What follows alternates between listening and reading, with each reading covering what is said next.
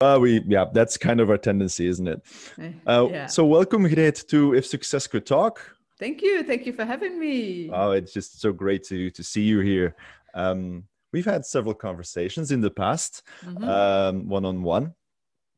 We haven't worked together yet. Not yet. Not yet. Not yet. Not yet. Who knows what comes in the future? Yeah. But I'll just, drop in and go straight through the door and ask you the first question, because that's how I love doing it.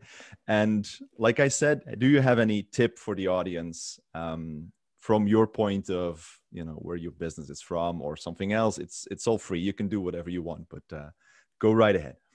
Okay, I'm just gonna share a tip. Cool. Yeah. Yeah. Okay, that's great. I had my good resolution of the year was laugh out loud every day, and I must say that works pretty well. I don't think I missed a day yet, so that's nice. Great. And so that's my tip of the day. Just laugh every day. I think it's very important. Life can be serious at moments, and our businesses can be serious at work, etc. But don't take yourself too seriously, and see to it that every day has at least one funny moment. That would be my tip to survive the real life. That's a great tip, because I've had a recent experience where I had a person who was very down, and I can't remember how we started, but at some point we started laughing with each other, and he actually instantly started feeling better. So it's one of the best solutions to get, from down there to up there, I would think. Yeah, it is because I've got a very good friend of mine, and I'm his buddy and accountability partner. Well, it started that way. He needed an accountability partner, but actually now we call every week, and it's more like having fun and talking about stupid thing. And he told me that, and he said, I'm really looking forward to these. To these calls, just because we can have fun and yeah, laugh at stupid things and whatever. So because he's got a very busy business, and with lots of responsibilities, and a team that's not always working the way they should work, etc., etc. So lots of stuff on his mind. So when he calls me on Friday morning, I'm there, good morning, and he's immediately happy. So why not? Yeah, I'm gonna try to find somebody like that as well. Yeah, we should. But now, I still think that the best things to laugh with are the silly little things that you come up with by yourself. But anyway, it doesn't matter. You use a lot of humor in your business, don't you, as well? Yeah. For me, that's important. Yeah. Yeah, absolutely. Great. I'm thinking Buck Rogers. Sorry, it just flashed through my mind. bit. Yeah, that's an inside joke. Yeah. But I'm talking to somebody here, and maybe the audience is saying, oh, yes, I know her, but there's a lot of people who don't know who Greet is. So introduce yourself. What do you do? Who are you? Where are you from? Go right ahead. Who do you think you are? Well, anyway, I'm Greet Bunnens, and I'm not your typical business coach. I ask my colleagues, what should I name myself, my clients, and no, business coach, no, that's not it. And then because it's different the way you approach things, etc. So suddenly I came up with the term, not your typical business coach. But anyway, what I do is indeed I will help you grow as a person and grow as with your company. So business coaching is the thing that I do. However, I do not do it like many others do. I've been there, seen and done that. And I've seen that it does not always work. It might work, the best practices, etc., in marketing and sales, etc., might work for 70% of the audience, which is nice. But what about the 30% where it does not work? And I like focusing on these people and approaching things very individually and in a different manner. Sometimes it's best practices, but it's not always the case. So so that's in a couple of words what I do professionally. And for the rest, I've got a a wonderful husband. We've been together for 25 years already. I've got Congratulations. 2 dogs, Bob and Lou, and I like a good conversation, a good book, and a good glass of wine. Oh, the last one. I'm very, very interested in that one. Might be a little early today, but yeah. And it's I was Monday, so let's keep the alcohol away for today. I was thinking of a sentence, be exceptionally unique. That's a sentence that I just came up with. One of the things that I remember as one of your major questions that you ask a lot of people, and I enjoy it each time when you do ask the question, please ask the question. Is that so? Yes, I love it each time it comes out of there. It's just so wonderful. I've noticed so many people reacting very strangely if I use that question as well. Like I told you before, you should trademark it. It's a really cool question, and it's so simple as well. Where did that come from? Do you remember, or is it just something that came up at some point? I think it just came up really. I've always been a very curious person, and I always tend to ask a lot of questions. Like when people say something, I always have the tendency to ask, yeah, well, is that right? Why do people say that? And then I had the tendency to ask, yeah, is that so? In Dutch, it's is that so? But it's the way you pronounce it is really important. So is that so? Is like, okay, that's nice. Is that so? Is that so? But if you say, is that so? It's more like in English, is that so? There's this connotation like, yeah, what are you saying? This can't be true. But no, it came up, I think, when I was still working with my colleague back in the days of the Business Boost event. And I had the tendency to ask a question a lot. It must have been annoying for her, but and maybe for some clients. But yeah, I think it's important that we ask ourselves a lot of questions, and that we do not just accept things just at face value. Maybe we should, maybe life would be easier, but I do not have that tendency. I think that's one of the reasons why we communicate on at some points, we don't have a regular communication, but we all both ask a lot of questions, and I have this wonderful book, The Great Book of Questions, and I've started collecting. So in the back, you have a link to a certain website where you have for each category, and then leadership, and I think it's goal setting and stuff like that. You have these separate questions, and it's so intriguing when you start using these questions on yourself or on your own business. Of course, you get annoyed with yourself, of course, because then like, why did I ask that question? But it's wonderful to hear that also, we do ask a lot of questions, but I hear a lot of people start to ask, question everything is one of the sentences I used a long time back. But you see a lot of people asking those more profound questions.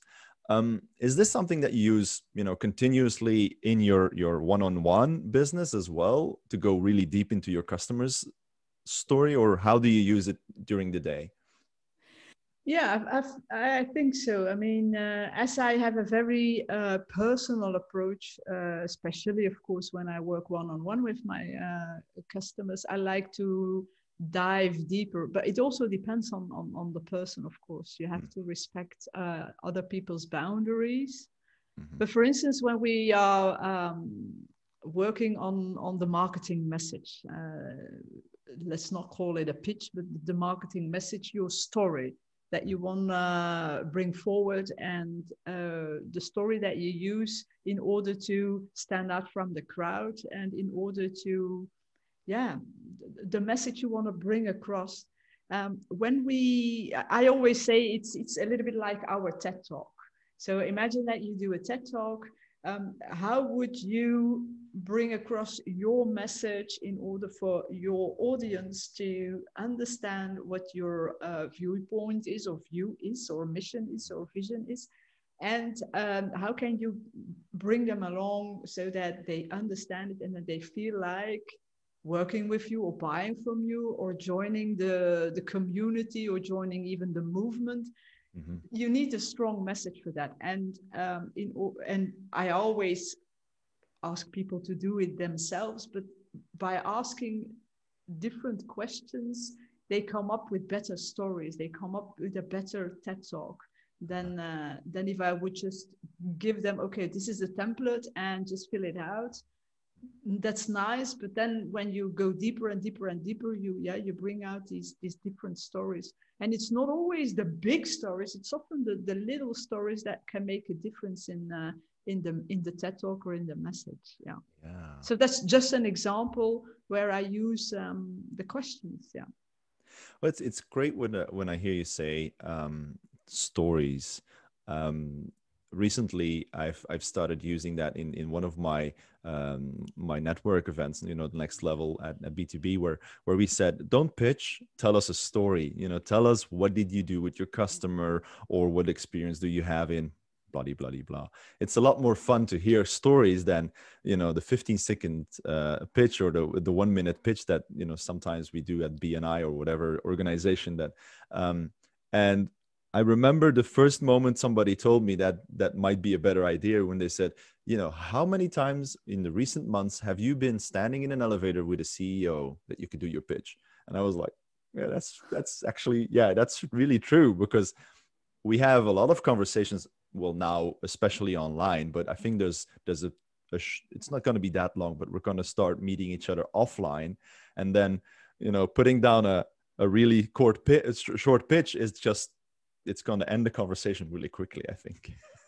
Yeah, it's a terrible thing, and yeah. But anyway, I taught people that. I mean, I said, yeah, a good pitch is A plus B plus C. I help A with B in order to C. So use that pitch, and then and nowadays I say, it can be a good template again, but like everything, templates is good to start somewhere if you're really new at something, and then you should then you could fill out a template, but then you throw it away as fast as possible and move it around and make it your own thing. Yeah, indeed. Yeah, and indeed, the pitches. I mean, so yeah, you are networking. But what do you do? Oh, I help entrepreneurs grow their business thanks to personal branding. Snore. Yeah. So, to my mind, everybody's successful, and I've been following you for, I think, maybe 2 years now, something like that, because before I wasn't really occupied with looking at business coaches and stuff like that, even though I was, striving to be one. And sometimes I hope I still am. But so success, what does that mean to you? Yeah, it's something very personal, really. I've been asked that question by Tom and Tim from the Tim Tom podcast too. For me, it's very personal. For me, success is it's like it's not the same as happiness, but it's like a little bit being able to do. For me, that's my goal: being able to do the things that I want to do, where I want to do them, with the people I want to do them, the way I want to do them. So it's really having that total freedom. And if you're able to achieve that, for me, then you're successful.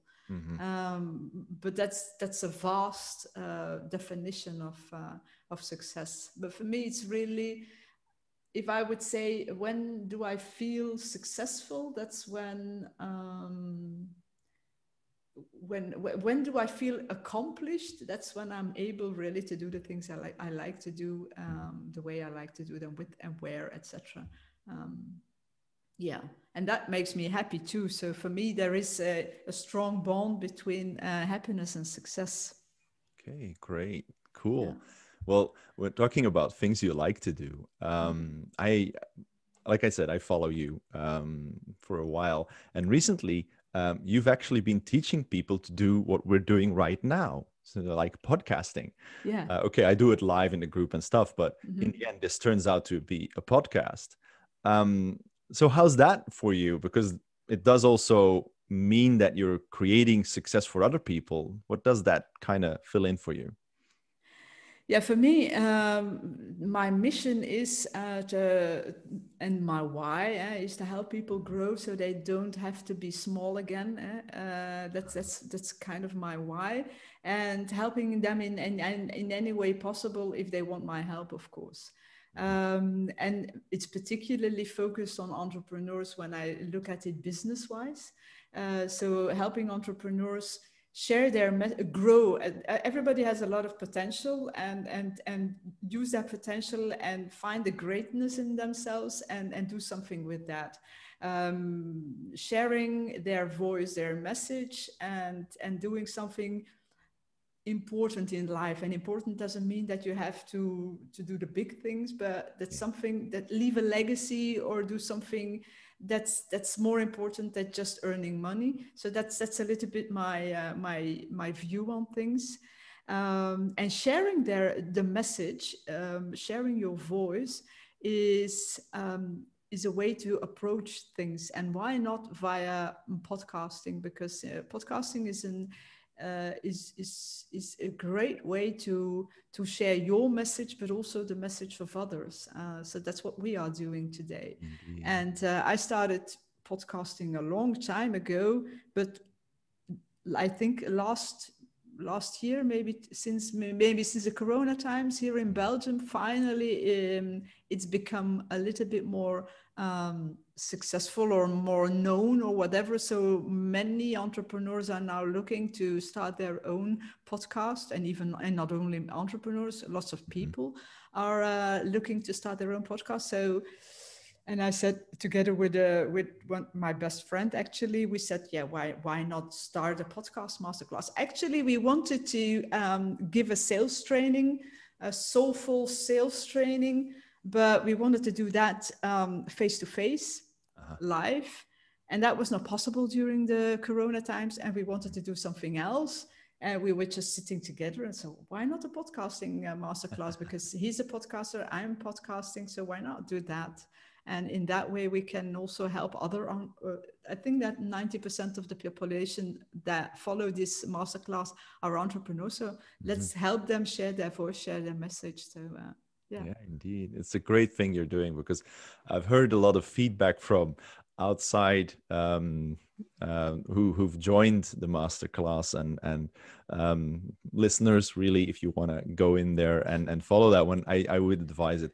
I've not followed anybody specific. I've just done my thing because I thought, I'd love to talk to people, so why not just do it? And I think it's, at this point, it's my third launch of a podcast. So my first one was with Wim, who's being interviewed in When to Become with Nathalie. So those are like, we did it with Life Booster Stark, but we did like 2 or 3 episodes. And at that time, it was, I think, just before Corona. So it kind of dropped off because the communication went, we're still friends and everything, but it's just something that you launch, and sometimes you just, can't push through, and then it comes out to a different way. But it's fun to do it.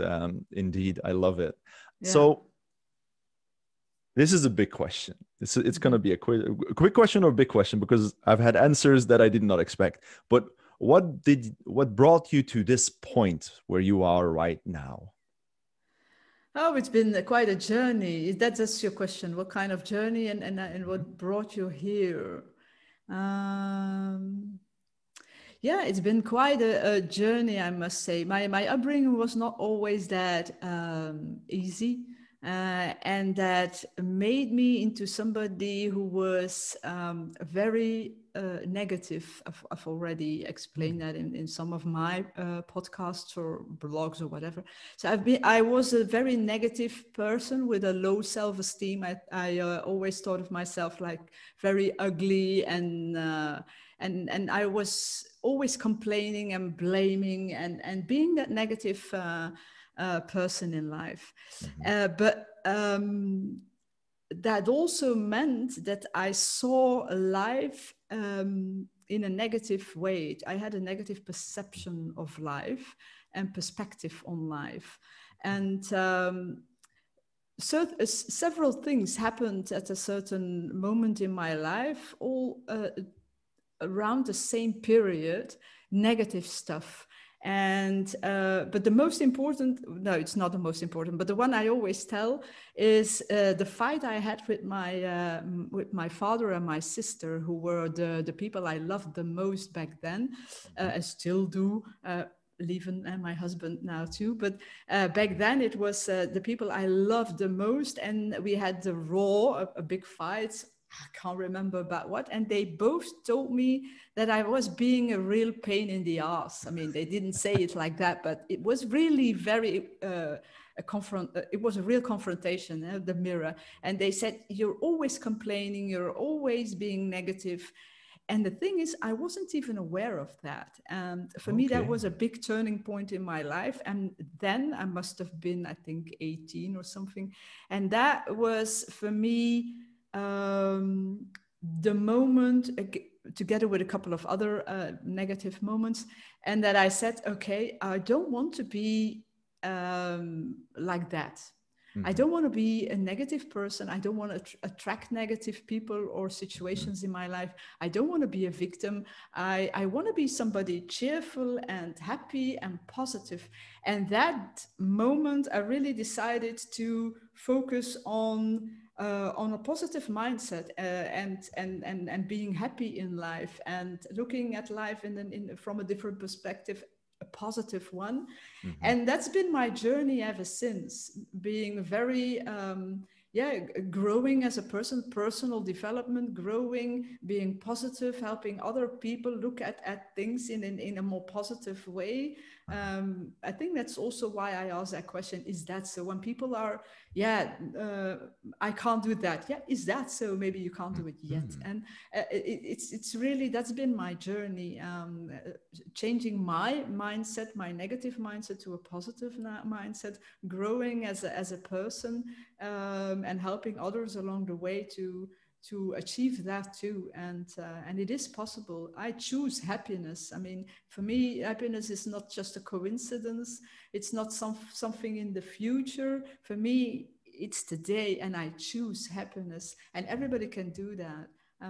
So that's been my journey, really. Doesn't mean that it's always been like roses and everything was beautiful. I've had my difficult moments too, of course, but everything is also a lesson, and sometimes you take a difficult road where it could have maybe have been much easier, but these difficult roads teach you a lot, and I'm always very, very grateful for all the lessons that I got to learn, really. Yeah, so that's been my journey up to now. So, and I'm not gonna rest until everybody's happy. You're conquering the world with happiness. Yeah, why not? I know that for lots of people, happiness is, but it's changing, of course. But happiness is like some fluffy la la land stuff, and it doesn't belong in the business world. But how beautiful is it when every entrepreneur, when every business owner, but also the people in the companies are happy? Life would be so much greater if more people were happy and chose really happiness every day. That's a nice mission right there. Unbelievable. Great. Yeah, it's beautiful to hear your story, indeed. Now, if you would meet yourself 10 years younger, so you could, I love Back to the Future, so just let us jump into the DeLorean, hit the 88 miles an hour and flash back 10 years. What would you tell yourself? Nothing. Well, I would just say, trust your gut, trust your heart, and just continue on your path. You're beautiful, and you're a great person, and I love you, and just go on. Just do your thing, and don't bother or worry about what other people will think, etc. Just follow your heart and your gut, and you'll get there. I think that would be the advice, and actually it's an advice that I would give everybody. Just follow your heart and your gut. I mean, and don't think about, oh, that person might say this, or what will the Joneses do or say, whatever. It's not important. It's really listening to yourself, really, and doing the things that you think or feel are the things that you should do. Yeah. Yeah, indeed. Yeah. That's I wouldn't say, yeah, you shouldn't have done that, or you should do this differently, etc., because I wouldn't change anything in life, really. So that's another question that somebody asked. Can't remember who, and I asked it also in my community. If you could go back in life, wherever, would you change anything? And I don't think I would, really. That does not mean that everything was great, not at all, but everything was a good lesson. So yeah. that's again what I was saying. Everything is a lesson. So yeah, I don't think I would change anything, even though I would have preferred not have been to that party or have done that or whatever. But yeah, it's always been a lesson, and that made me the person I am today. And I must say that I am proud of the person I am today, because it took me one hell of a time and effort and to become that person, me. It's really beautiful. It's really beautiful to hear that, because what you're saying really resonates. There's a lot of downfall that you have in your life, really shitty moments. Just we're gonna say the word, but even those moments can be great. They can really give you an unbelievable present. It always comes back when I say present. I always go flashback to Kung Fu. The what is it called? Kung Fu Panda. The day is a present. Can't remember exactly how it went, but it's always coming back there. But indeed, it's something that you evolve through what you experience in life. So if you would take away a little thing, might completely shift you over into a different story. But it's wonderful how you explain it that way. I love it. But it's like you were saying, even the shitty moments. But I always say, shit makes you grow. Shit makes you grow. True. So enjoy the shit. Let's enjoy the shit. Oh, that might be a new statement right there.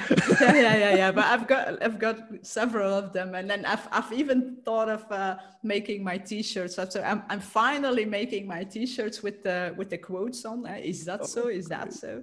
Yeah. So and enjoy. Let's enjoy the shit. I've been thinking, should I make a T-shirt with that too? But if you don't get the picture, if you don't understand what it is, what I mean by that, then maybe it's just some then it's not a really how do you say that, decent thing to say or something. So I'm not sure. We'll see what happens.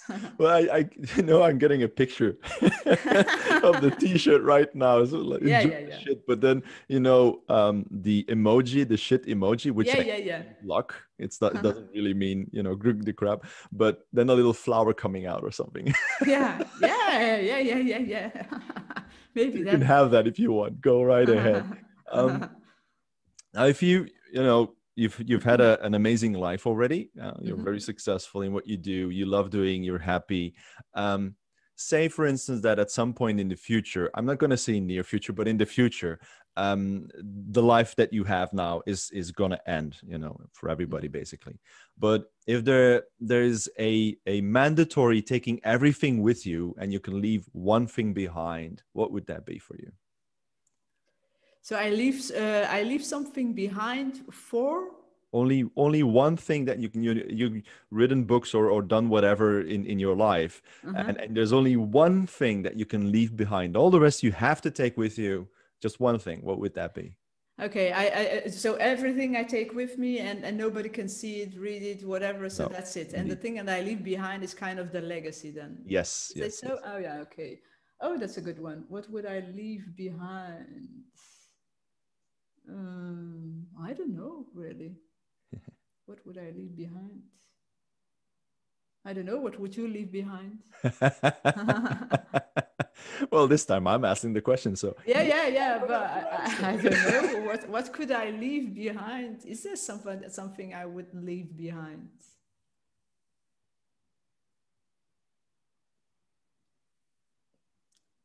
I don't know really. So what do other people say? Give me some inspiration there. Well, somebody might say, their children, or somebody else might say that one quote like you have.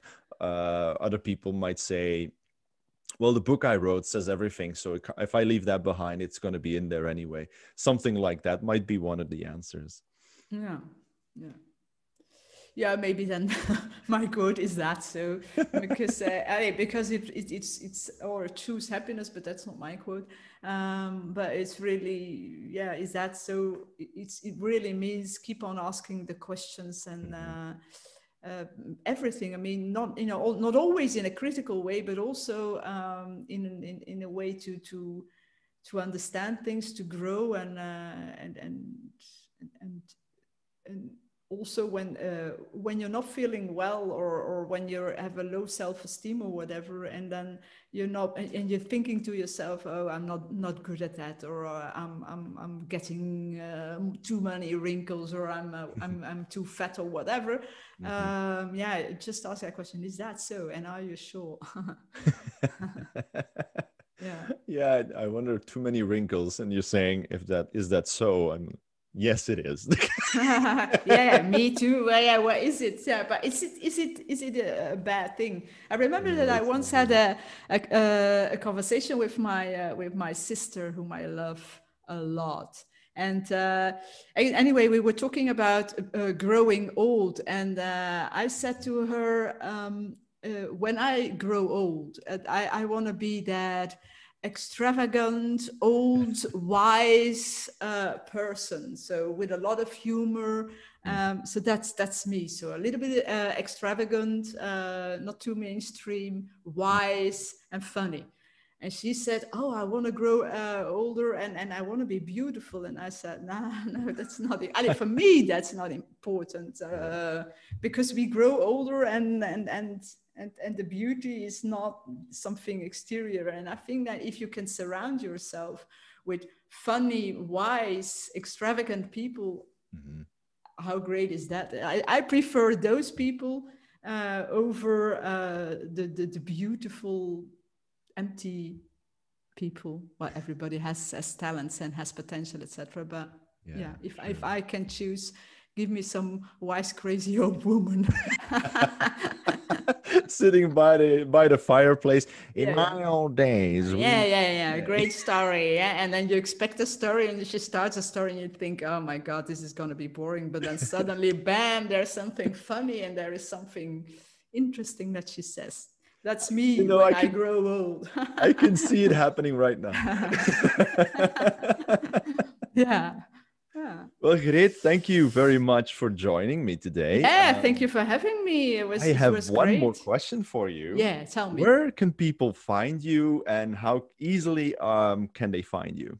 Well, it's the fact that there's only one great Bunnens in the whole wide world is a good thing. So it is not possible to not find me, especially because I'm very visible, personal branding and all. But the easiest way is maybe the website, greatbunnens.be.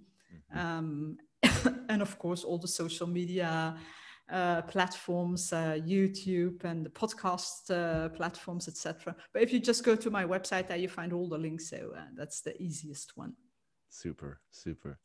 Great having you. Thank you very much. And thank you for being so inspiring again. Thank you very much. Thank you. Bye-bye. Thanks a lot, listeners. And we'll hear or see maybe each other in the next episode. Have a great one.